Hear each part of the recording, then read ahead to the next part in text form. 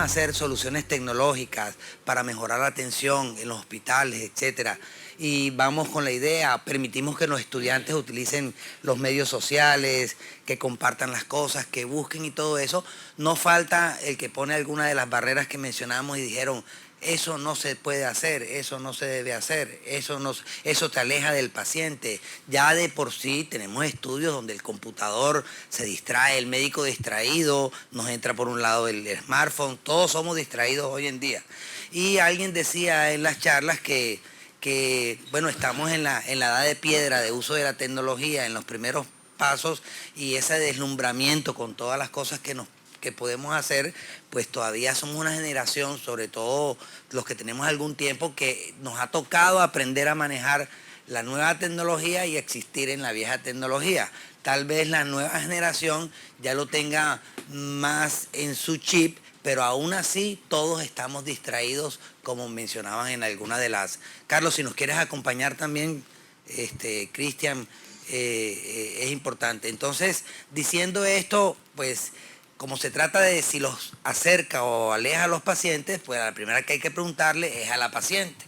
Así que, Cecilia, ¿tú qué opinas? Porque tú eres la que vas a la consulta, miras al doctor, tú eres lo que ve lo que se hace, ¿qué es lo que opinas?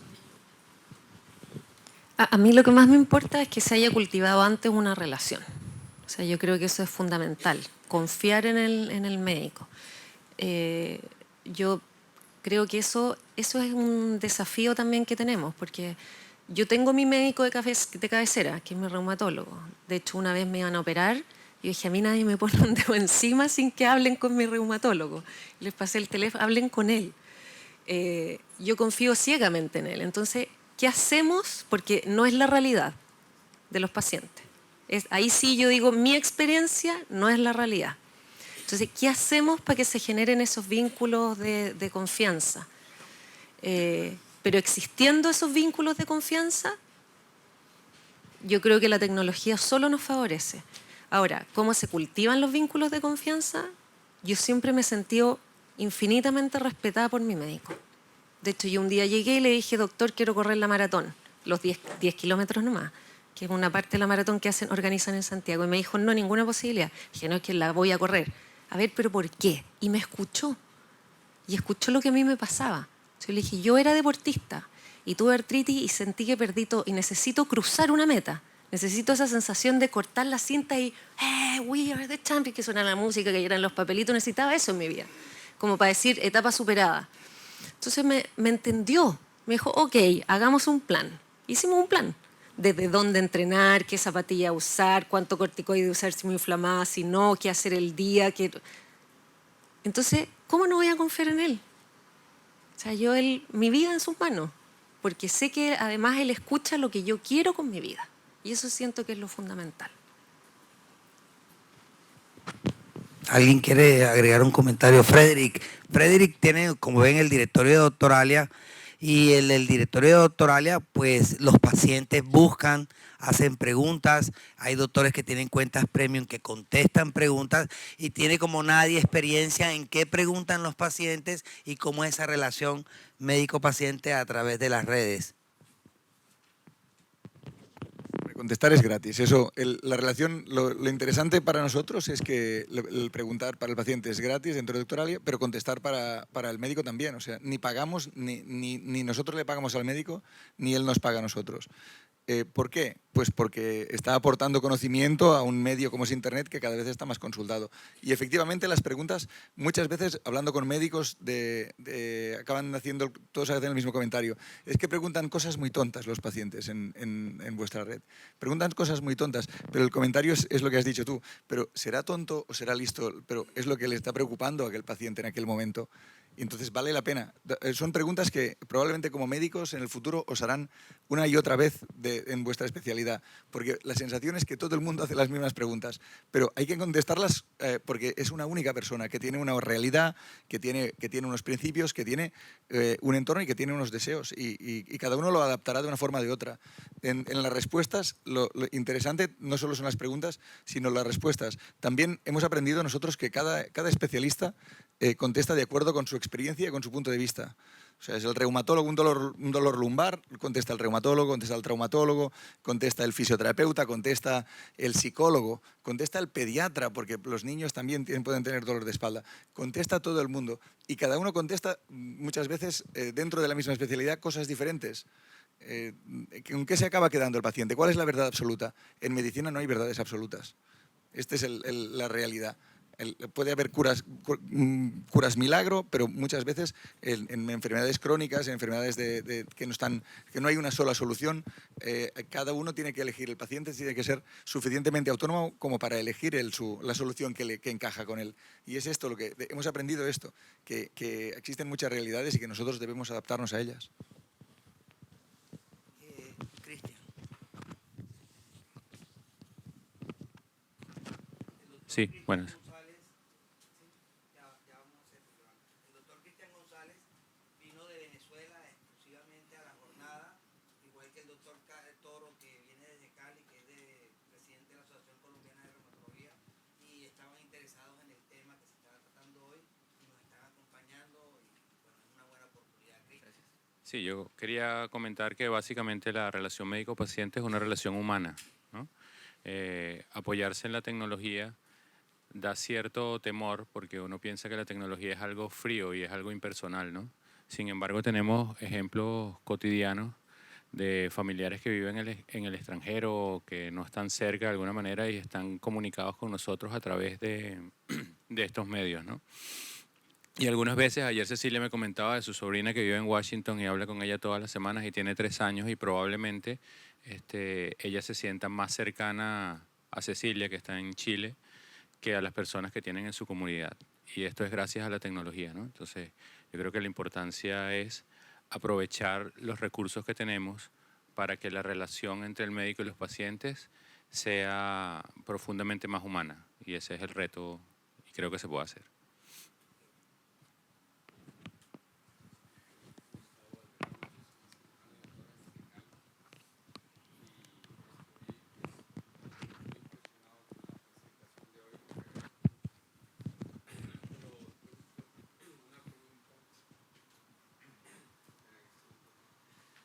Sí, sí, no te preocupes. Gracias. Agradecerles a todos por las excelentes presentaciones, pero vengo porque quiero enterarme mucho más de todo esto, pero tener ese impacto que no logro tener desde hace años solamente por estar inmerso en el sistema. Yo no tengo la menor duda de las ventajas que tiene el acceso a las tecnologías y cómo acortaría yo las distancias entre mis pacientes y yo y cómo le ahorraría dinero al sistema. Pero la realidad, después de oírlos, es que parece estar esto en un escalón distinto al que yo vivo. En mi ciudad tenemos en Cali 7 cirujanos de tórax para una población gigantesca del suroccidente colombiano. Los pacientes están en la consulta, especialmente en la red pública, a 6 meses de la consulta.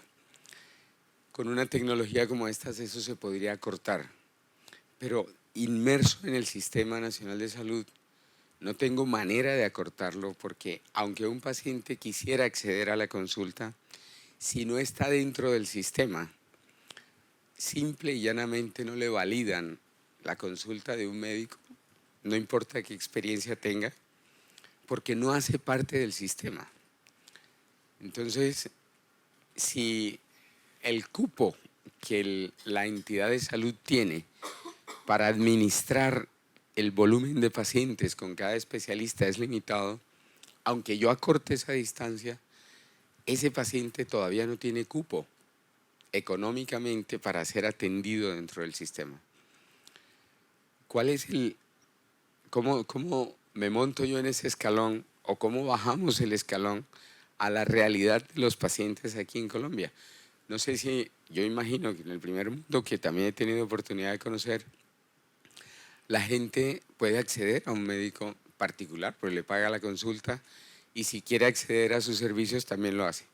Pero en nuestro medio, si el paciente no tiene el recurso económico para acceder a esto, o hace parte de la entidad o está frito. Y nosotros no tenemos cómo acortar esa distancia, aunque las tecnologías existan. ¿Cómo se aterriza esto a la realidad? Excelente pregunta y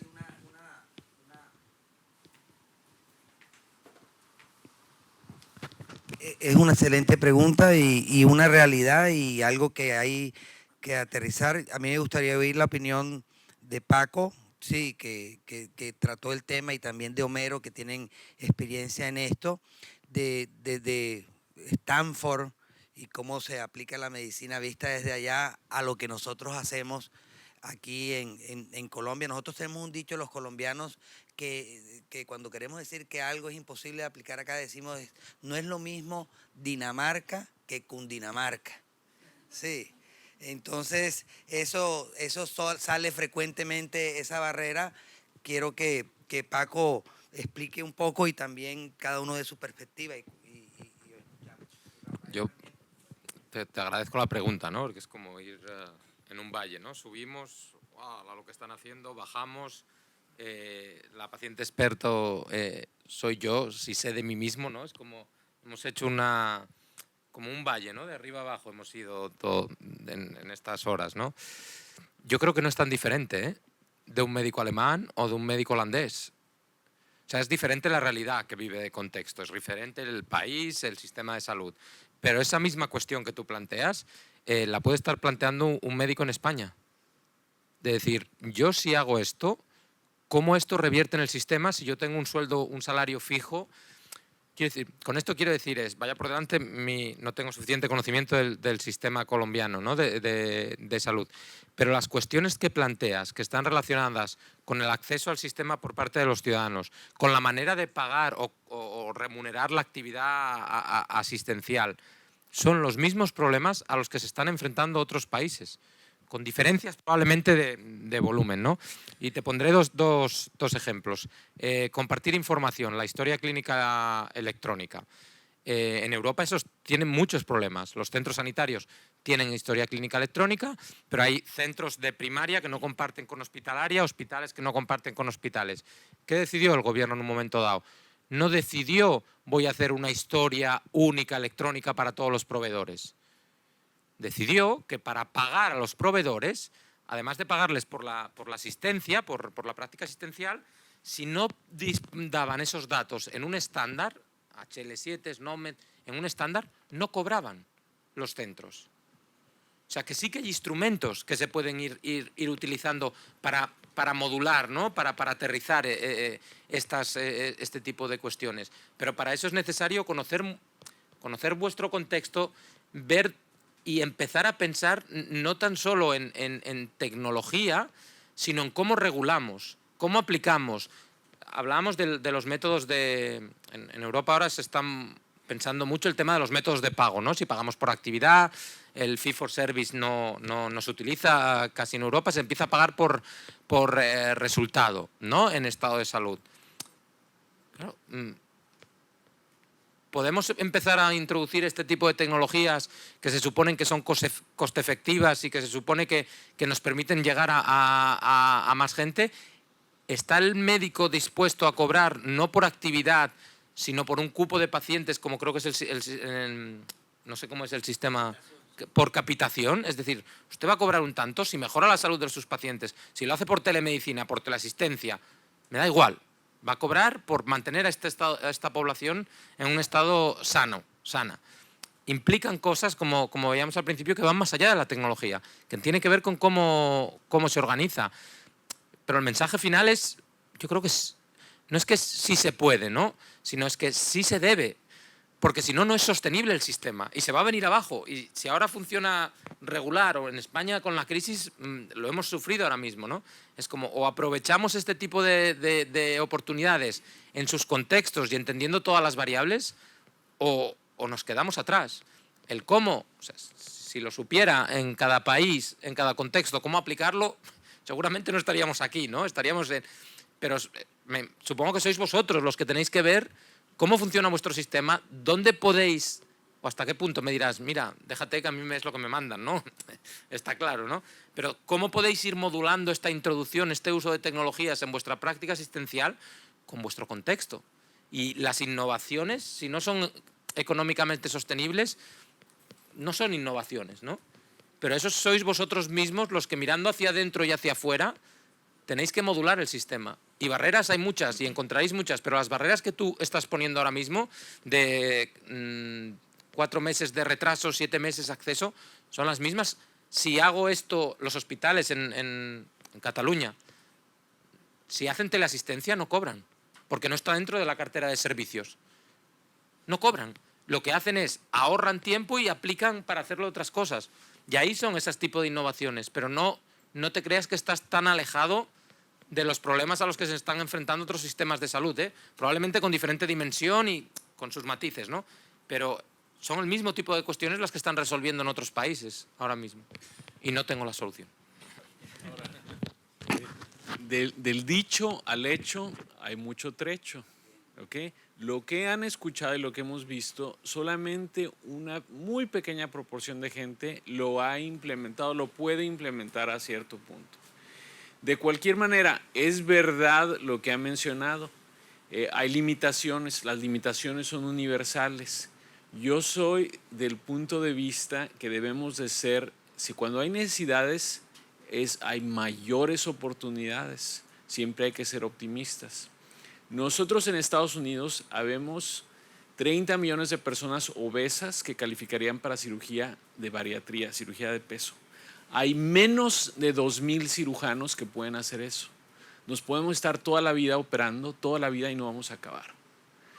De la misma manera, menos del 1% del gasto de salud se utiliza en prevención. Entonces nosotros tenemos que modificar ciertas cosas. Si tomamos un ejemplo muy sencillo y muy claro, el país de Canadá.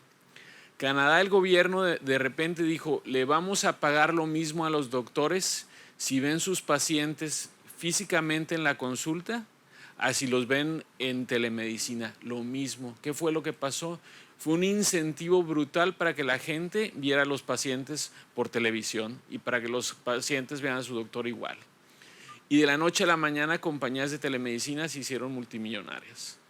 Entonces nosotros tenemos que encontrar modos de negocios, me refiero a lo que revenue models, cómo sacar ganancias en una compañía, de la misma manera en medicina, de manera que funcionen estas proposiciones de valor que pueda haber.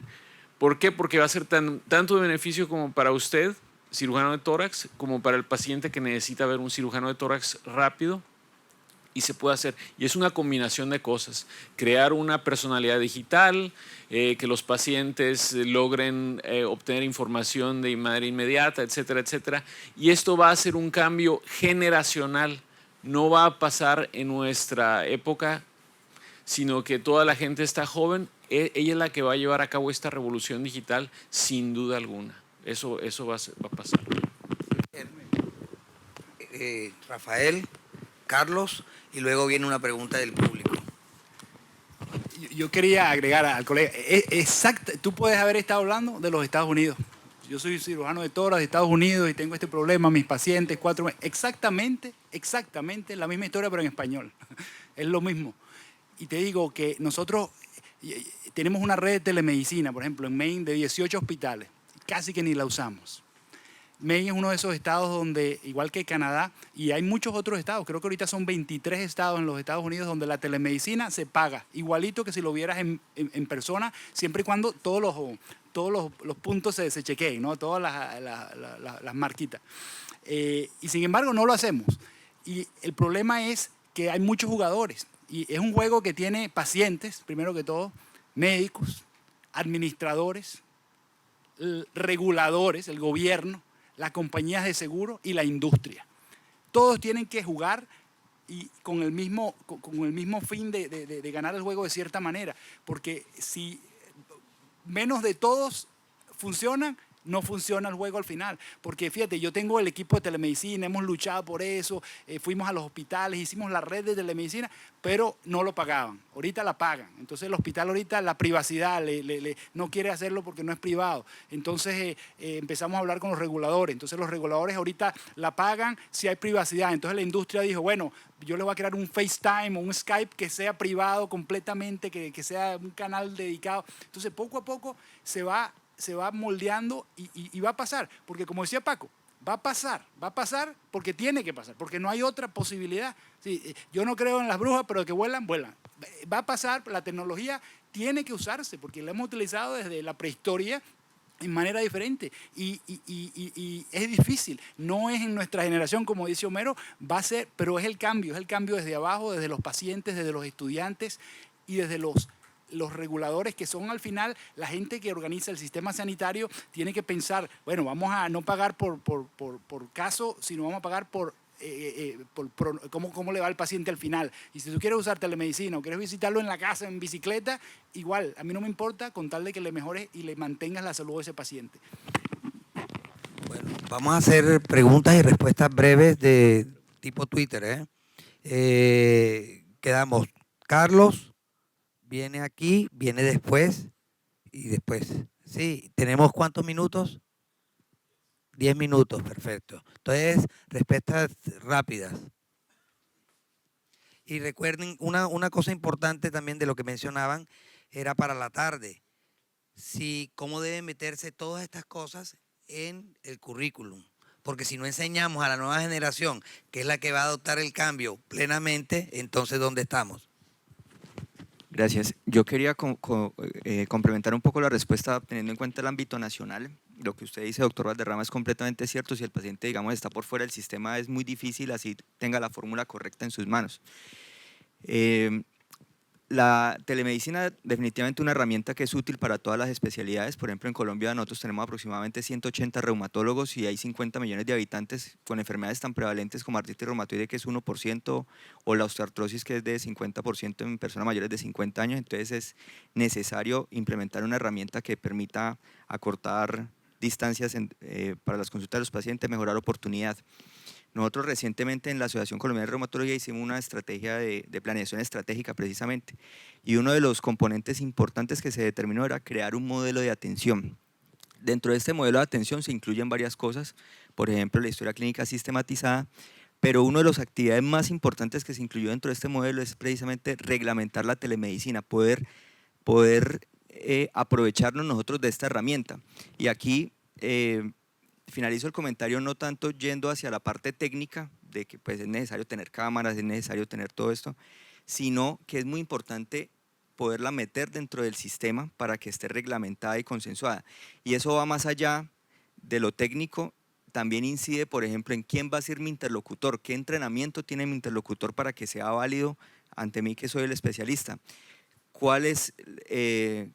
¿Qué registro queda de la atención que se hizo y cuál es la reglamentación o la responsabilidad médico-legal que se desprende de mi intervención? ¿Cuál es mi responsabilidad que tengo? Y por supuesto, ¿cómo hacemos que esta tecnología sea algo sostenible en el tiempo? Es decir, ¿cómo se puede pagar?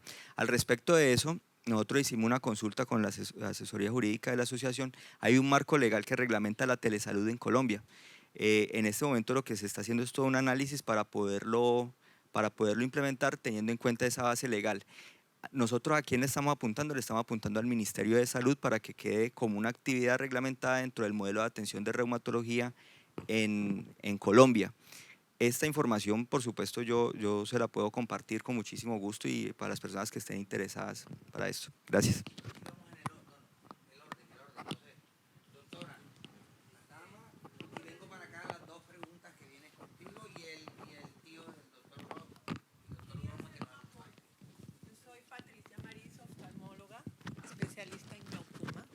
Manejo enfermedades crónicas, por eso me parece maravillosa la charla que dio la doctora chilena. El sistema va por un lado y el avance científico y tecnológico va por otro, eso es claro.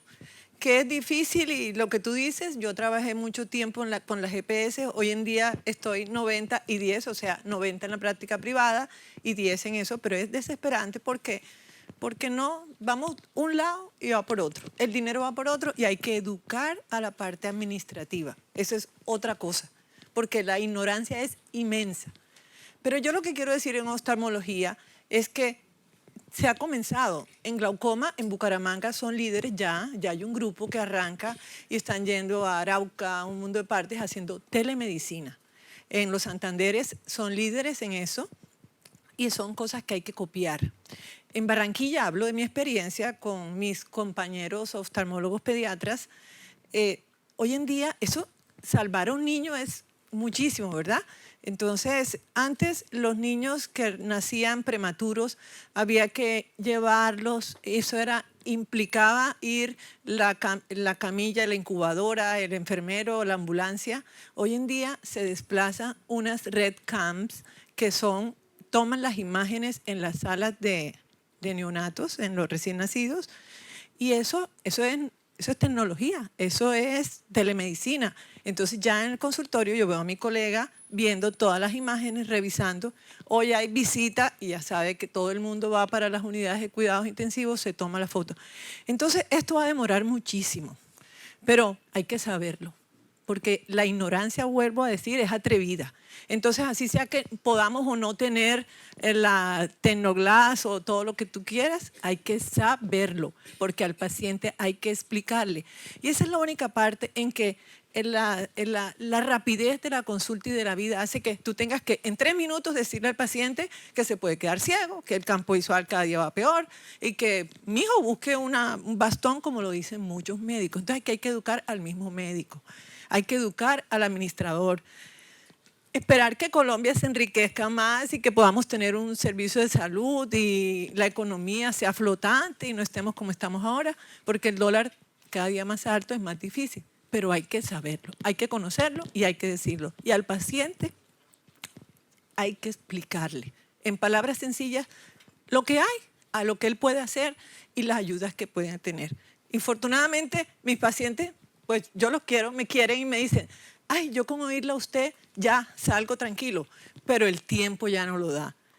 Pero se puede hacer. Entonces, lo primero, agradezco esta charla, primera vez que vengo acá, fabulosa, pero hay que hablar con el paciente, hay que saber de la tecnología, hay que estudiar, seguir estudiando.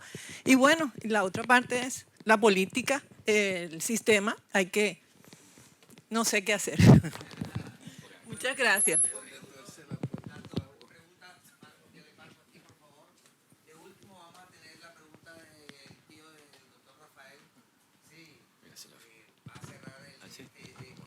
Gracias. Algo cortico. Agradecerle a los conferencistas aquí por los aportes que nos han dado. Bueno, la verdad, yo recuerdo de parte del doctor Ricardo Cediel Ángel, no sé si ustedes se acuerdan, que fue profesor de semiología en el Hospital San Juan de Dios en Bogotá, en la Universidad Nacional. Él nos decía, Colombia es un país muy pobre y a donde ustedes van a ir no van a encontrar ningún tipo de tecnología. Le estoy hablando del año 75, por allá 78, cuando apenas comenzaba a llegar la ecografía aquí a Colombia. Y él nos motivaba mucho a que manejáramos la semiología. Incluso estaba el doctor Reverand, que fue bisnieto del doctor Reverand que atendió a Bolívar allá en Santa Marta. Era profesor nuestro también. Y en realidad viajé por muchas partes de Colombia y era cierto, no había tecnología para nada. Usábamos los sentidos, la percusión, el estetoscopio, la palpación, en fin, todas esas cosas. Hoy en día me he dado cuenta de que ha sido un paso muy, digamos, gigantesco, porque yo viví la medicina de antes en Colombia, la transicional y la de ahora, o sea, la de antes, la ley 100, la de la transición y la ahora nueva. Y me acordaba mucho del doctor Harry Stack Sullivan. Él decía en el libro de la relación médico-paciente que en esta solamente se beneficiarían dos. El paciente con los beneficios que da el médico y el médico con los pagos que da el paciente. Esa era la relación médico-paciente que existía en la medicina antes aquí. Hoy en día ya es la relación médico EPS, IPS, portero, secretario, etc. Hay una serie de intermediarios que existen entre el médico y el paciente y comienza uno a ver los obstáculos o las barreras desde el portero del hospital, por ejemplo. El primero que no deja entrar al paciente. Y eso nos ha conllevado a muchos errores en nuestra práctica médica. Yo soy cirujano general y a propósito quería también con el doctor que nos habló de Google, con respecto a cuando nosotros vamos a operar, incluso sin la tecnología, hacemos la colecistectomía abierta, bueno, la apendicectomía, todo eso que hacíamos antes, cuando no había la instrumentación, ¿qué se hace con el consentimiento informado? Porque muchos pacientes, uno los ve y llegan a la consulta, y muchos pacientes saben más que uno de la patología que ellos tienen, pero siempre buscan un médico para tomar una definición, una conducta definitiva, porque ellos no se saben tratar. Yo conozco incluso ingenieros del sistema que eso se saben todo lo que tú quieras de la patología, pero llegan del médico para buscar una conducta, un tratamiento, una versión. Frente a esa situación, ¿qué es lo que nosotros debemos adoptar aquí en Colombia? Porque muchas de nuestros comités de ética médica en el país aún castigan al médico, porque aquí en Colombia solamente penalizan al médico por 3 instancias: la negligencia, la impericia e imprudencia. La negligencia en la medicina, incluso ha habido casos aquí en el Comité de Ética Médica en Colombia que se han,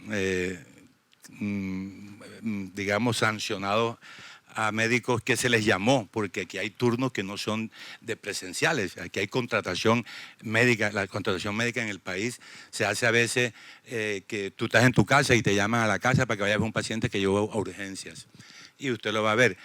Y se ha visto casos que el médico por teléfono dice, mientras yo voy, ves haciéndole un hemograma, una ecografía, tómale los paraclínicos, etcétera, etcétera. Y el paciente de planta que hizo la historia se comunica, describe en la historia que se comunica con el paciente, con el cirujano, tal situación. El cirujano informa que se harán los exámenes. El cirujano se presenta como a la hora. Ya eso es negligencia para el Comité de Ética Médica, que el cirujano dio la orden por teléfono, hagan esto. Incluso ni siquiera han llegado los resultados cuando ya el cirujano está ahí a la hora, por ejemplo, que se llegó de su casa a la clínica y es sancionado por esa instancia. Entonces, frente a esa situación, también debería la academia influir pues, en nuestra jurisprudencia en Colombia para también ir blindando a la práctica médica de estas cosas. Muchas gracias.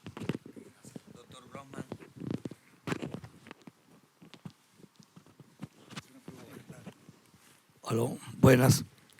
Bueno, ha sido una coincidencia agradable haber estado en el momento oportuno aquí en Barranquilla con la llegada del sobrino. Y ha sido verdaderamente grato para mí compartir con él y oír los tremendos avances que haya tenido en el sitio donde está. Yo formé parte de, podríamos decir, en Venezuela, de la época prehistórica, de una cirugía que revolucionó el mundo, que fue la cirugía cardiovascular. La cirugía cardiovascular comenzó de una forma, bueno, tan arcaica que yo no sé cómo hubo forma de hacer algo en donde no se tenía ni siquiera el material, sino solamente el espíritu y el criterio para esa época de qué hacer. Por eso en un escrito posterior a los pocos años, estoy hablando del año 53 en adelante, que ya la cosa estaba, que fue cuando comenzó la cirugía cardiovascular con el primer caso, cuando la gente se dijo, hay que tener el valor de fracasar. Fracasar porque todo lo que se estaba haciendo era, vamos a ver qué pasa con lo que voy a hacer. No se tenían resultados, no se tenían escuelas que te dijeran, haz ese método porque es el que sirve. Pero por otro lado, a partir del año 60 y tanto, la ingeniería médica comenzó a evolucionar y comenzó a hacer todos los adelantos habidos y por haberes progresivos de una tecnología y de un equipamiento. En la cirugía cardiovascular no se disponían de instrumental, aparecieron instrumentales nuevos. No se disponían de aparatos electrocardiográficos ni de monitoreo de quirófano, aparecieron. No se sabía nada de válvula, aparecieron. Todo eso fue progresivo y a medida que se fracasaba, se aprendía. Y así fuimos. Yo llegué a Venezuela en el año 61, cuando estábamos igualmente aprendiendo en niños y en adultos. Y la tecnología de esa época, ojalá yo hubiera nacido en esta época, Rafa. Porque la tecnología de ahorita te va a dar la oportunidad a uno de hasta saber de qué color es el glóbulo rojo, que todo el mundo lo llama rojo, y un día esto no va a ser rojo, pues va a tener otro color. Y sí, dio la oportunidad, y creo que el gran, podríamos decir, lo que tienen por delante es cómo instruir a los instructores que van a enseñarle a los muchachos que están saliendo qué es lo que deben hacer y qué es el equipo que debe hacer. Muchos costosos, muchos que van a desaparecer porque no son útiles o ya pasaron su veneración. Y entonces vamos a poder nosotros progresar. Gracias. Gracias, doctor. Bueno, como ven los comentarios, creo que rápidamente hubo consenso que la tecnología no nos aleja de los pacientes, que la tecnología está aquí, que la tenemos que adoptar, que tenemos que implementarla y revisar las formas como podemos llegar a los pacientes, que es necesaria, como decía Patricia, aquí tiene que estar, tiene que es parte de nosotros. No hay la E, le vamos a ir quitando la E poco a poco, que salga esa propuesta de aquí, de irle quitando la E y hablar de salud en el sentido moderno de la atención que hay. Y bueno, tenemos que estudiarla y aprender a integrarla para poder hacerlo de la mejor manera posible.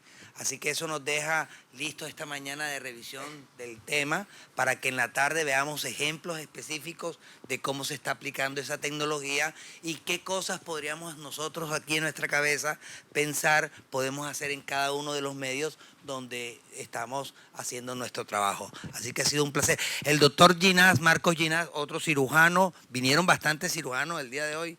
Hubo taquilla de los cirujanos. Vamos a oír al doctor Ginás, familia de mi esposa.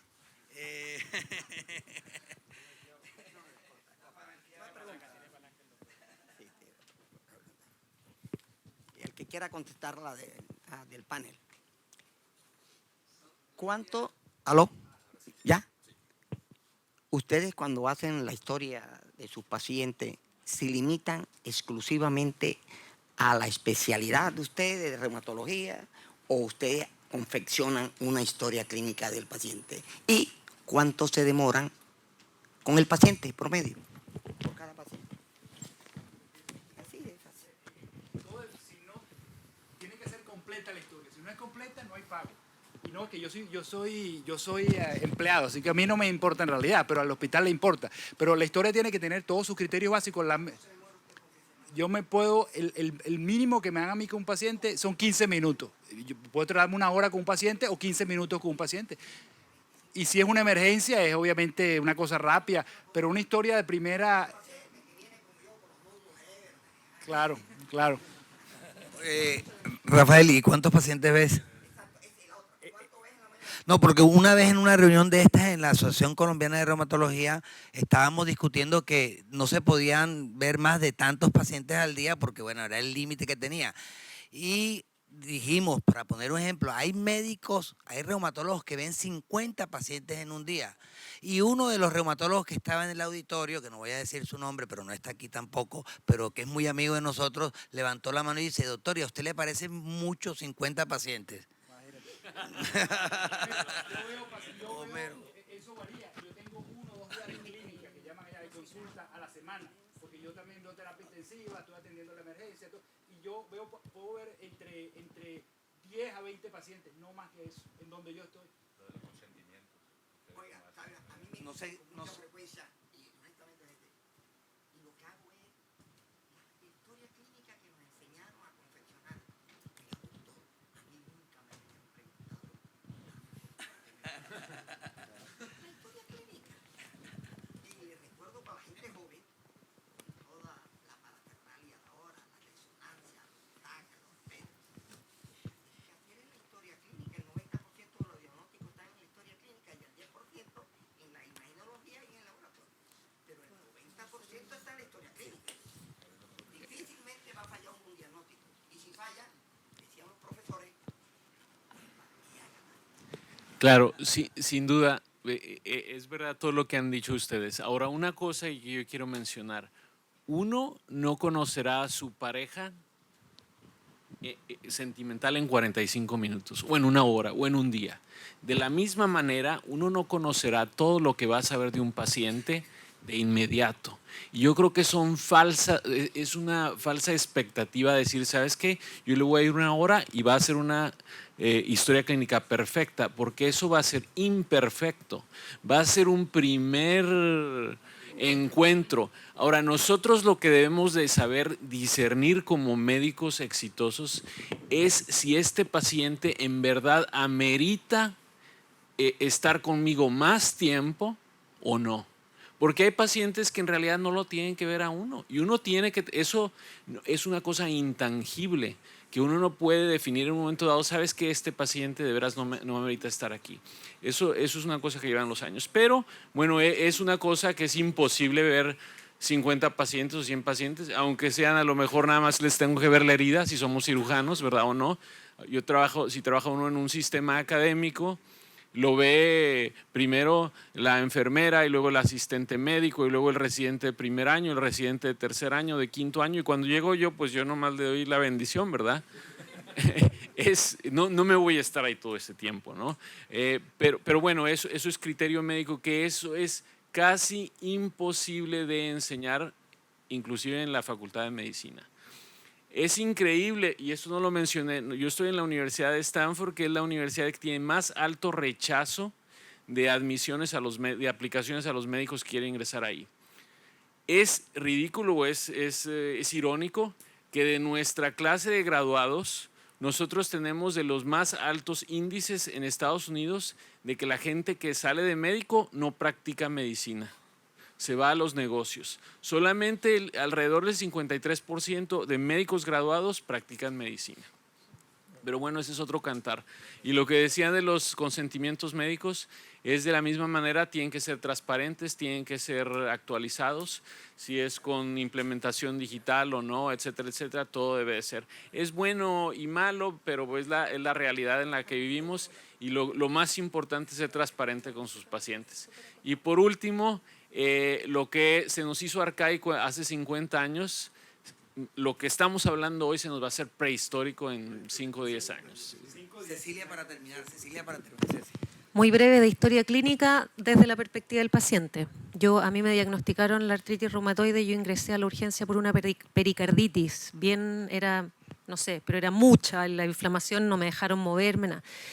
Y me hicieron una historia clínica bien detallada, yo conté todo lo que se me ocurrió que tenía que contar, etcétera. Pero como no entendían qué estaba pasando, el médico se iba a sentar, que además era amigo de un amigo mío, entonces se iba a tomar su café a la pieza donde yo estaba internada y me preguntaba cosas. Entonces, un día yo le digo, sí, es que el mes pasado cuando estuve aquí, porque tuve una bursitis en el codo, me dice, ¿qué? ¿Tuviste una bursitis? ¿Pero por qué no me dijiste eso? Porque nadie me preguntó. Ya, primera. Y después le digo, otro día va de nuevo y le digo, no, yo cuando era chica y tuve púrpura, yo le dije, ¿qué? ¿Por qué no me lo contaste? Porque usted no me preguntó. Entonces después él me decía, ¿en qué minuto uno sabe como paciente qué es lo importante que tiene que decir? Porque si a mí me ponen play, yo puedo estar un mes hablando. Entonces también uno entiende que uno al médico le dice, no, me sentí así, me pasó esto. Entonces también, y que lo voy a mencionar en la tarde, que les traigo una historia en la tarde, finalmente, ¿quién dice la verdad? Si la historia clínica, lo que nosotros decimos tampoco es, comillas, la verdad. Es lo que interpreté de cómo me sentía y de lo que yo pensé que era importante. Y en mi caso, obvié 2 datos que para él fueron fundamentales, para incluir un reumatólogo en el equipo que estaban viendo qué era lo que estaba pasando, que mi corazón estaba por estallar. Okay, perfecto, bueno, buenas tardes. Nos vemos a las 2:30 de la tarde. Gracias por su presencia.